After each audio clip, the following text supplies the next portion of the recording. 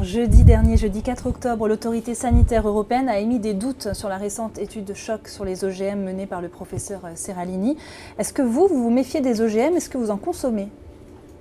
Moi, je suis attentive, notamment pour mes enfants. J'essaye d'avoir les produits les plus nature possibles. Et je voudrais dire quelque chose sur cette étude.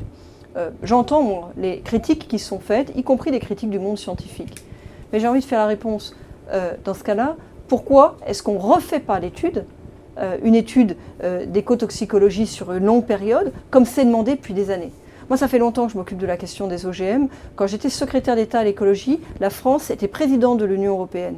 Et à la session de décembre 2007, je me suis occupée, personnellement, de ce qu'on adopte à l'unanimité une décision pour faire changer les règles d'évaluation de l'agence européenne. Et je voudrais qu'on change de la même manière les règles d'évaluation de l'agence française. Pourquoi ? Parce que pour le moment, on étudie l'impact des OGM sur une courte période. Il faut le faire, je le crois, sur une longue période.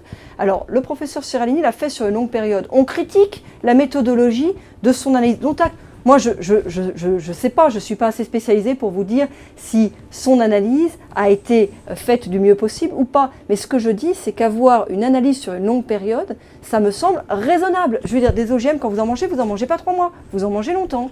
Bon, ça me semble raisonnable. Il me semble que pour les produits pharmaceutiques, on fait des études sur les longues périodes, donc ça me semble logique. Alors aujourd'hui, le gouvernement attend les conclusions justement de l'Agence nationale de sécurité sanitaire sur cette étude.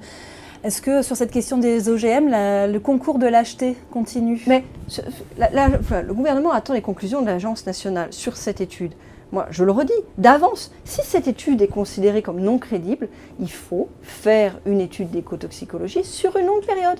On dit, mais le professeur Seralini a fait appel à des financements qui ne sont pas des financements ordinaires. Ben oui, il n'avait pas tous les financements nécessaires pour le faire.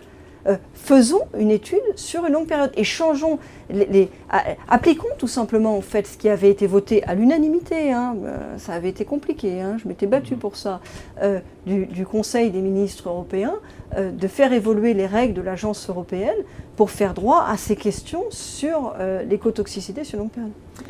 La toxicité, pardon. C'était pas que l'écotoxicité, c'était la toxicité sur la santé. Pardon, j'ai mis éco aussi à un autre endroit de mon propos. Il ne faut pas confondre l'écotoxicité et la toxicité, excusez-moi. Allez,